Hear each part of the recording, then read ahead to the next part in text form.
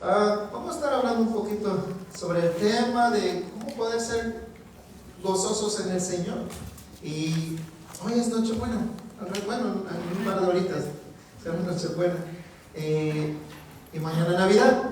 Así que, pues, por lo regular tendemos a tocar temas así, ¿no? Que hablan sobre el tema, las fiestas que estamos viviendo. Si me permites un par de minutos, me gustaría hablarte de Jesús, la única razón de mi Navidad. ¿Puedes repetirlo conmigo? Una, dos, tres. Jesús, la única razón de tu Navidad, de mi Navidad, de forma individual. ¿Ok? De forma individual. Yo no sé otras personas, no sé cuál sea su Navidad, o quizá ni la festejen, no sé, pero en lo personal, Cristo es esta razón. Si festejamos y hacemos convivio, lo que sea, es para recordar precisamente que nuestro Señor nació.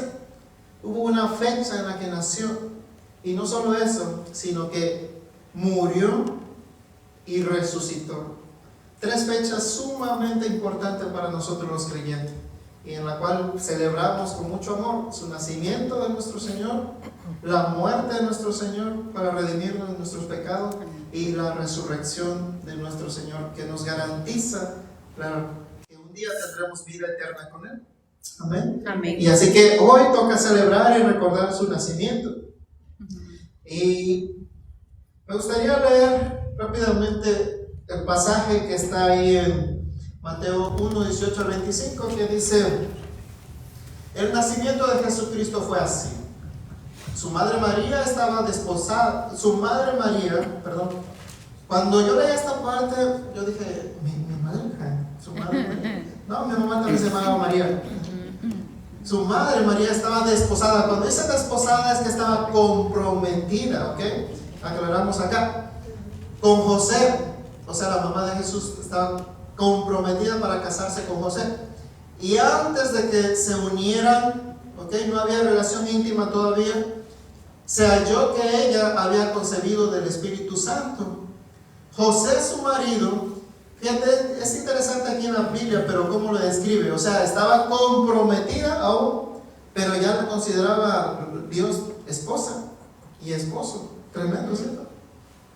Su marido, como era justo y no quería difamarla, se propuso dejarla secretamente. En aquellos tiempos, si un esposo decía: yo no estuve por un año entero, fui a la guerra, ejemplo, ¿no? Y ella salió embarazada, o sea, ese niño no es mío, y lo exponía públicamente. ¿Sabes que la apedreaban a la mujer? Así que él no, dice la Biblia, y entre paréntesis, era un hombre bueno. Él era un hombre bueno que no quiso de alguna manera que, pues, el pueblo quizá llegara a ese extremo de apedrear a María. Así que decidió no contar esto a nadie, y en secreto decir: pues aquí muere, ¿no? Y al rato las familias que no faltan: oye, ¿qué no ustedes andaban de novio? Sí, pero es que pues no funcionaron las cosas. Pero él dice en la Biblia que decidió dejar todo esto en secreto para que no hubiera represalia en contra de, pues, la que era su comprometida. Seguramente la amaba. Y dice aquí: mientras él pensaba esto, o sea, ¿cómo le voy a hacer? Y yo no sé, pero yo pienso que eran torrentadas de ideas, ¿cierto? Cruzando por su cabeza como: Señor, o sea, ¿cómo es posible? Y ahora me sale que es del Espíritu Santo, ¿no? Pero, o sea, ¿en qué momento? Quizás cuando fue a traer agua, se va sola, una esposa. No, pero no puede ser. Y todo eso le pasaba a este pobre hombre. Ponte en su lugar. Para nosotros el día de hoy a veces es interesante, pero leemos los pasajes bíblicos y sí, una mujer maligna, pero su realidad de ellos en ese momento, yo creo que es la realidad de cualquiera de nosotros que pudiera estar pasando una situación así. Y es un dolor en el corazón de que Dios, ¿qué pasó? ¿Por qué? Si yo la amaba, estamos comprometidos para casarme, ¿cómo es que ahora de repente me sale: José, estoy embarazada. ¿Qué? Pues yo no estaba contigo. No, espérate, es que pues un ángel se me apareció. No, hombre, ¿cómo? A ver, todo lo que este pobre hombre pudo haber pasado en ese momento, ¿cierto? No, o sea, es un humano igual que tú y yo, con sentimiento, con pensamiento, igual, o sea, no cambia nada. Amén. Y está aquí este hombre pensando, ¿qué voy a hacer?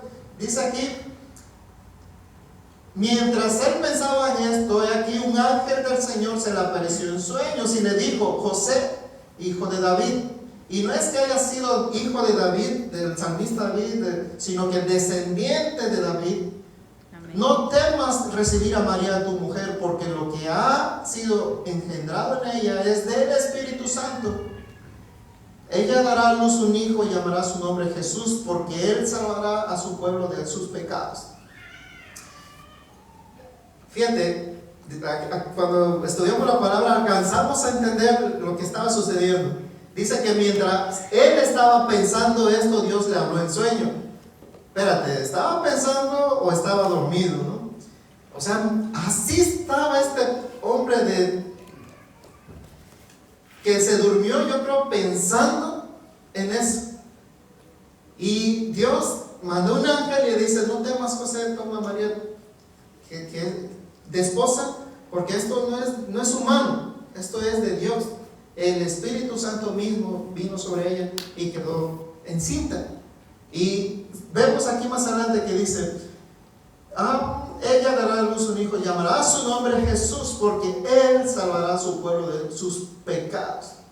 Todo esto aconteció para que se cumpliera lo que habló el Señor por medio del profeta, diciendo: he aquí la Virgen concebirá y dará a luz un hijo y llamarán su nombre Emmanuel. Sigue hablando el ángel, que traducido quiere decir Dios con nosotros. ¿Ok? Cuando José despertó del sueño, hizo como el ángel del Señor le había mandado y recibió a su mujer, pero no la conoció. Esta palabra de conocer no se llegó a ella íntimamente, no tuvieron relaciones, hasta que ella dio a luz un hijo y llamó su nombre Jesús.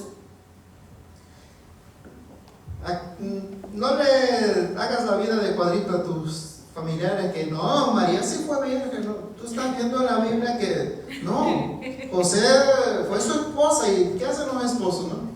O sea, ella tuvieron intimidad. La Biblia habla de los hermanos de Jesucristo. No vamos a entrar en el tema, pero yo quiero traerlo porque lo menciona ahí. Muchas veces venimos con esa idea tradicional que nos enseñaron que María fue virgen y así se fue al cielo. No, tuvo un esposo. Dice la Biblia que José no tuvo intimidad con ella hasta que nació su primer hijo. O sea que tuvo un segundo, tuvo un tercer hijo. ¿Ok?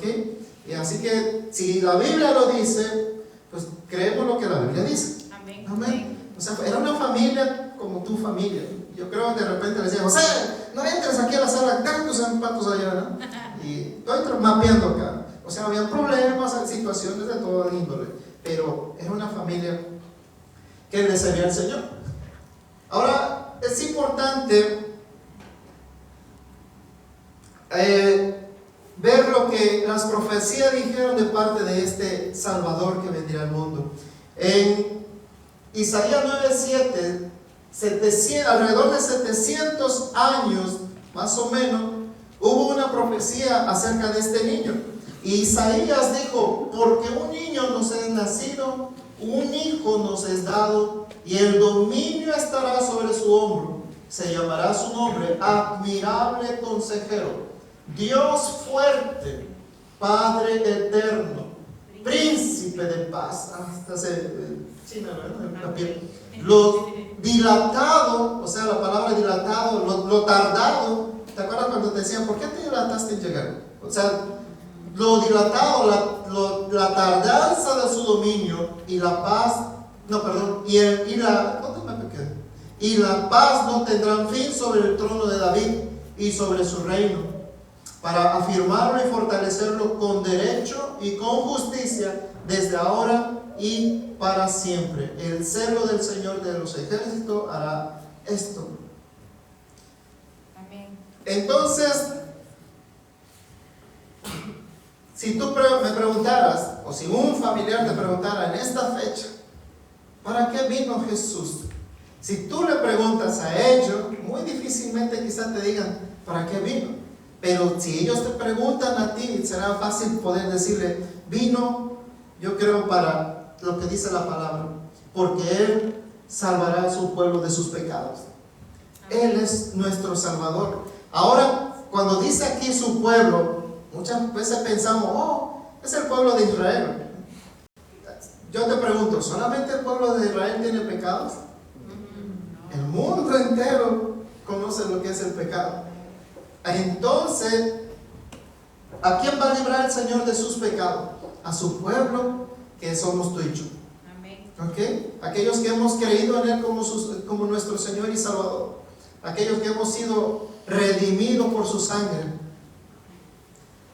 Ahora, para entender a profundidad lo que es el concepto de un Salvador, ¿por qué necesitamos un Salvador? Necesitamos ir un poquito hacia atrás, nada más y nada menos que en el principio, en el libro de Génesis.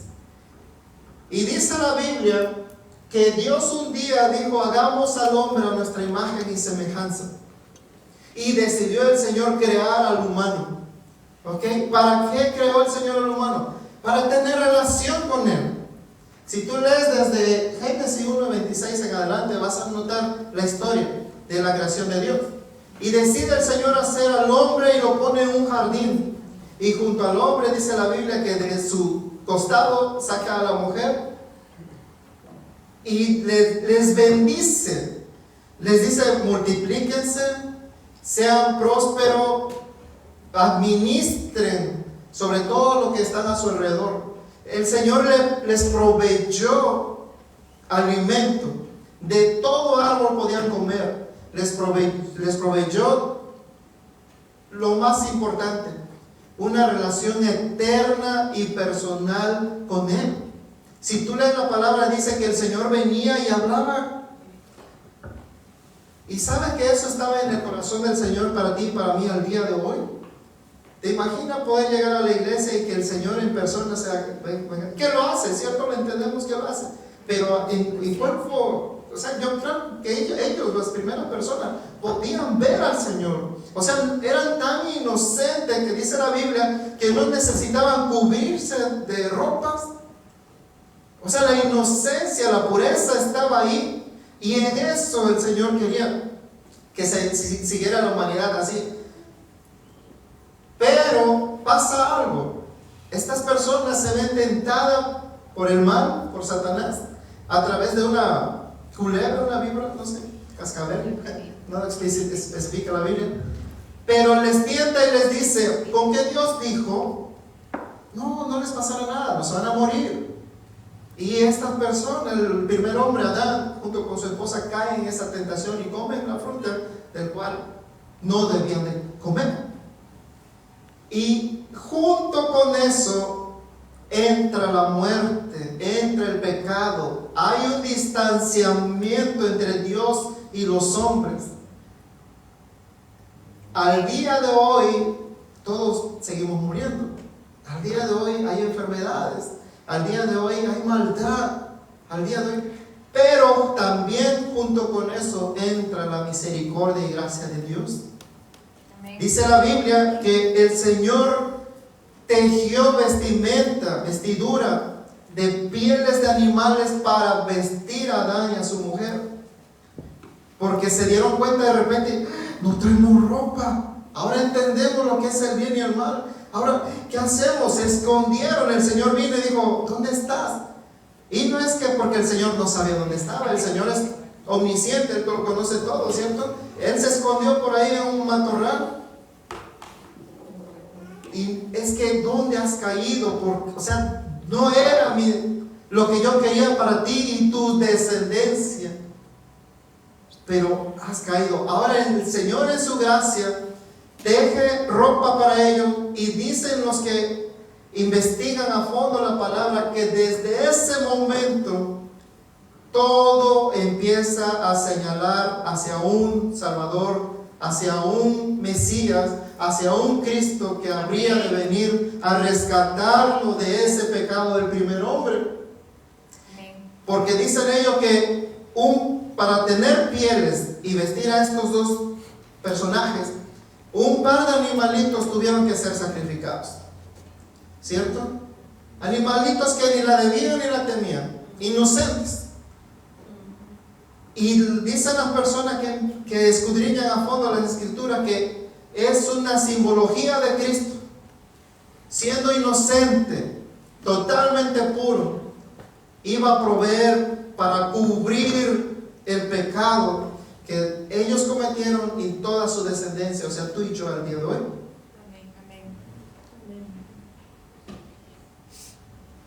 También Dios dijo ahí en Génesis 3:15, pondré enemistad entre tú y la mujer, le dijo a la serpiente, entre tu descendencia y la suya, y su descendencia te aplastará la cabeza y tú le morderás el talón.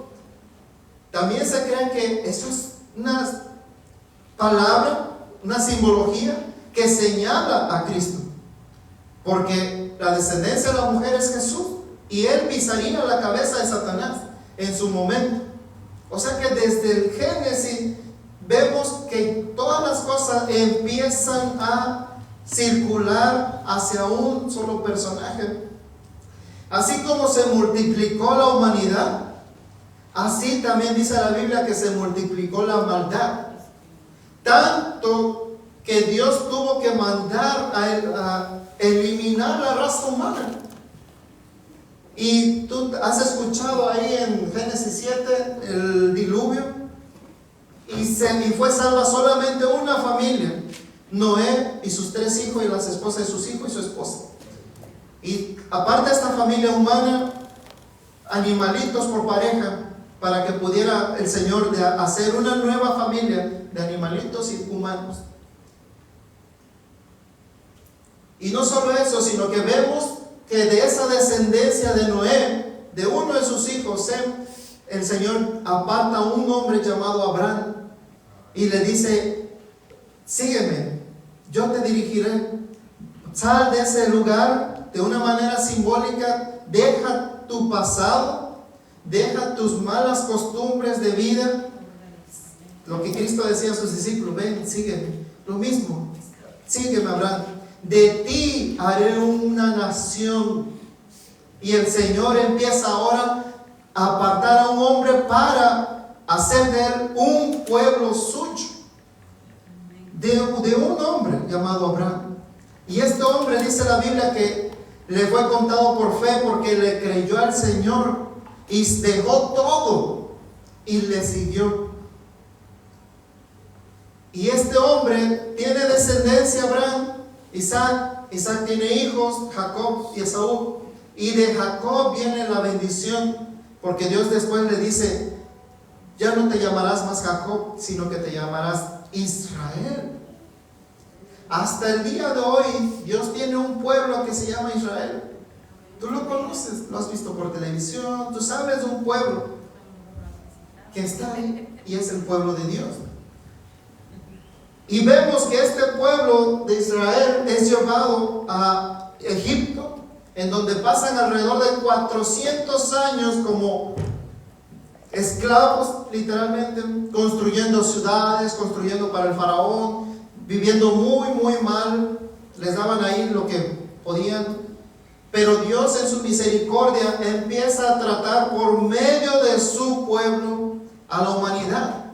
Y te darás cuenta que todo empieza a apuntar a un Salvador, a un Mesías que habría de venir para redimir a todo el mundo. Dice la palabra que todos estos grandes hombres, Moisés, Abraham, todos ellos, David, esperaban ver con ansia lo que habría de suceder con el Salvador. Y tú y yo al día de hoy tenemos esa bendición de conocer a Cristo nuestro Señor. ¿Sabías tú que todos los profetas hablaron más de 300 profecías y simbologías que apuntaban a Cristo, y que cada una de ellas se cumplió al pie de la letra? Amén. Al pie de la letra. Hay más o menos 40 escritores que hicieron el canon bíblico, desde Génesis hasta Apocalipsis. Todos ellos reyes,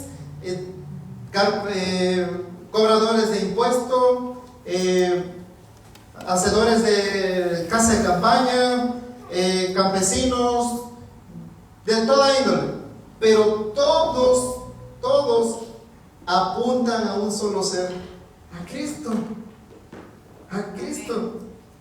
El trato de Dios con su pueblo y cada acto de ellos hacían era para preparar al pueblo para la llegada de Jesús. Todo era para que pudieran reconocer a su Mesías de Dios en cuanto llegara a este mundo. Dios le dicta a Moisés una ley que el pueblo tenía que cumplir al pie de la letra. Eran mandamientos que el pueblo tenía que cumplir al pie de la letra. Pero dice la Biblia que esa ley, esos mandamientos, no era otra cosa más que un espejo que te mostraba a ti, wow, ¿cuál malo soy yo como persona? Aquí dice que yo no debo de hacer esto y lo hago. En esta ley dice que no debo robar y yo he robado. En esta ley dice que no debo de desear algo que no es mío y yo lo he hecho. Y en esta ley me mostraba a mí cuál sucio de pecado yo era delante de Dios. ¿Para qué? Para buscar la misericordia de Dios. Amén. Y estas personas se quedaron tanto en la ley, se quedaron tanto en su Shabbat, en su día de reposo, que cuando vino el Shabbat mismo, que Cristo dijo, he aquí más que el Shabbat soy yo. Ellos dijeron, está mal, crucifiquémosle. ¿Cómo puedes decir que no va a honrar al Shabbat? No, si Cristo es nuestro Shabbat. Amén. Él es nuestro reposo. Amén. La sangre del cordero sobre el tindel de la puerta. Cuando Dios mostró grandes prodigios para sacar a su pueblo de Egipto, la última fue que matasen un animalito, un corderito, y que la sangre de ese corderito se untara sobre la puerta, sobre el tindel o la madera que sostenía la casa de la puerta hacia arriba, para que no le cayera a la persona al cruzar la puerta. En ese tindel se tenía que manchar la sangre de ese cordero, ¿te acuerdas? Y dice la Biblia que Dios mandó ese poder sobre Egipto e Israel, y que el ángel de la muerte pasó y mató a cada primogénito de egipcios e israelitas. Pero sabemos que los israelitas, la mayoría, imagino, o todos, habían obedecido y pusieron la sangre del cordero, y cuando el ángel de la muerte pasaba por ahí, veía la sangre y pasaba de largo. Pero donde no veía la sangre del corderito, se llamaba el primogénito, moría el primogénito de las familias. Ese mismo ejemplo, o ¿qué sería? Simbolismo, es Cristo, apunta a Cristo. Cristo es el Cordero de Dios que nos quita y nos redime de nuestros pecados a través de su sangre en la cruz. Todo apunta a Cristo, todo apunta al Mesías. El maná que comieron en el desierto es pan del cielo, es Cristo viniendo a la tierra para saciarnos a nosotros. El agua de la peña de Oret quiere decir fuente de agua viva, es Cristo. Todo es simbología, y todo señala a Jesucristo. Una vez Jesús dijo, así como Moisés levantó la serpiente en el desierto, así es necesario que el Hijo del Hombre sea levantado en alto, para que todo aquel que crea en Él tenga vida eterna. Juan 3, 14 al 15. Una vez el pueblo, dentro de su rebeldía, no, pero es que en Egipto comíamos carne, y es que ¿por qué Dios nos sacó si estábamos bien allá? No, ¿cuál bien estabas allá? Eras esclavo, eras trabajador ahí.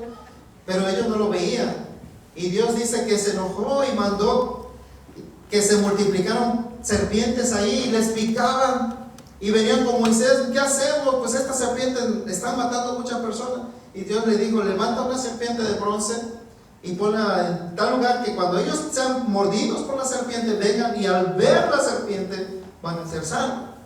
Para ir a ver una serpiente de bronce puesta en un asta, había que haber fe. O sea, mordido y todo, ahí vamos, ¿no? Caminando, no sé, o me llevan a rastro, pero yo quiero ver esa serpiente.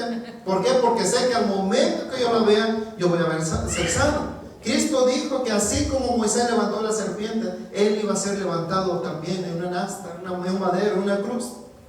Y que toda aquella persona que pusieran su fe en Él, creyeran que Él es el Mesías, el Hijo de Dios, iban a ser sanos para vida eterna. Todo apunta a Cristo.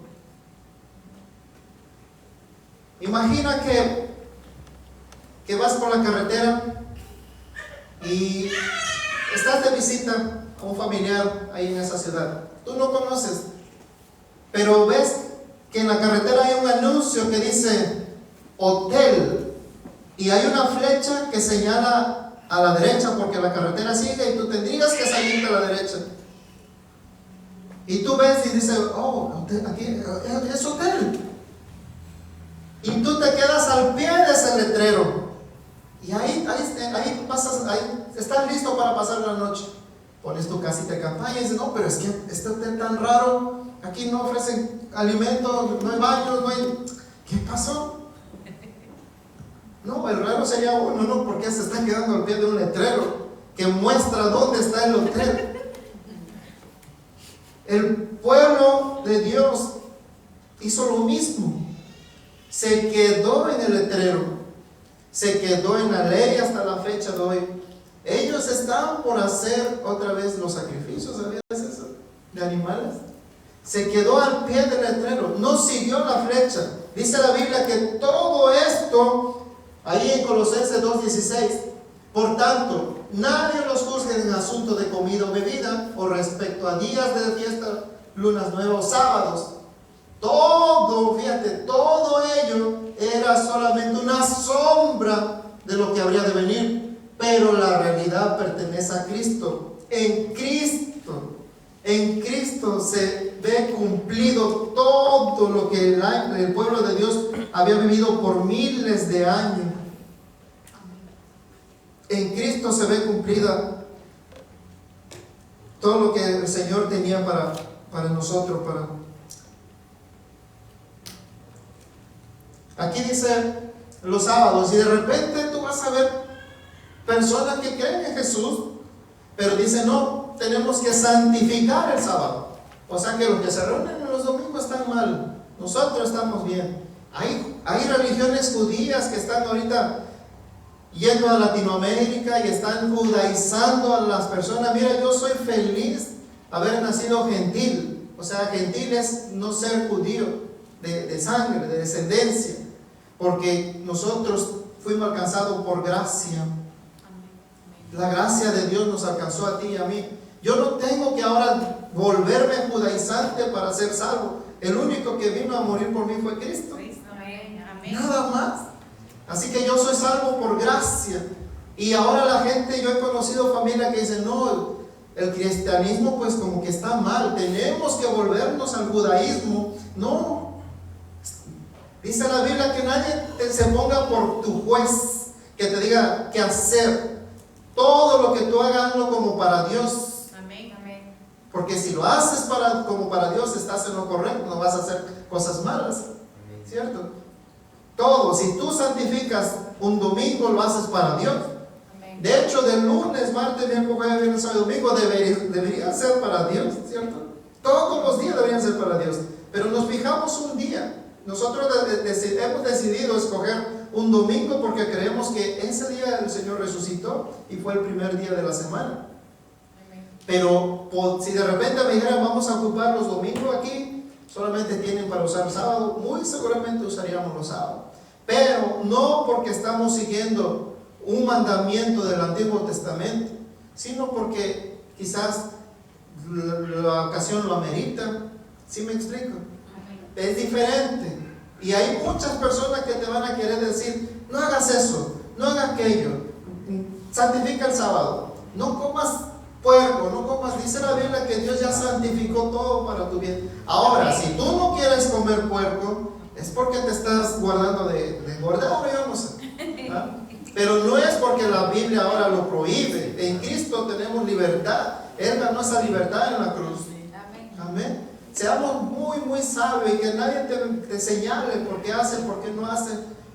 Seamos muy sabios, porque mucha gente, más en estas fechas, no hagas eso. Y ellos se sienten bien porque de alguna manera, pues la religiosidad está en su esplendor. Yo estoy cumpliendo con Dios. No. Dice que nadie te señale, nadie te juzgue, Así que nos faltaría tiempo para poder explicar todo lo que Dios hizo. Y la idea de Dios es que cuando se presentara la oportunidad que Cristo venía al mundo, todo su pueblo dijera: ahí está el Señor, Él es mi Salvador. Todo eso que mis descendencias vivieron y todo fue para mostrarme que aquí está mi Salvador. ¿Sabes cuántas personas pudo reconocer al Señor? Uno, Juan el Bautista. Dice que estaba ahí bautizando en el río Jordán y de repente ve venir el Señor y dice: he ahí el Cordero de Dios que quita el pecado del mundo. Fue el único. Y los demás se quedaron en el letrero del hotel. Se quedaron ahí. Ahí hicieron casa, ahí hicieron... Y dijeron no. Y el Señor llega y le dice: no, esto es solamente un letrero. Mira, tiene una flecha que señala a 100 metros está el hotel. Dijeron: no, tú estás mal. Te vamos a crucificar porque aquí dice hotel y aquí es hotel. Y el Señor quiso cambiar la situación. Pero sabemos que hay un propósito también para que el pueblo haya endurecido su corazón, para que tú y yo, siendo gentil, lo conociéramos a Él. Amén. Entonces, todo señala a Jesucristo. Solamente en Jesús somos perdonados de nuestros pecados. Efesios 4:32 dice: más bien sean bondadosos y misericordiosos los unos con los otros, perdonándose uno a otro como Dios también los perdonó a ustedes en Cristo Jesús. En Cristo Jesús. Si tú y yo podemos celebrar algo en estas fechas, sería que Dios un día nos perdonó todos nuestros sucios pecados a través de su único Hijo Jesucristo. Nada más. Esto es bonito ponerlo. Yo lo disfruto poner con mis nietecitas y mi hijo levantaba una y ponía. Disfrutamos ayer la comida, claro. A mí me encantó, gracias a todos. Rica, muy rica comida. Disfrutamos la temporada sanamente.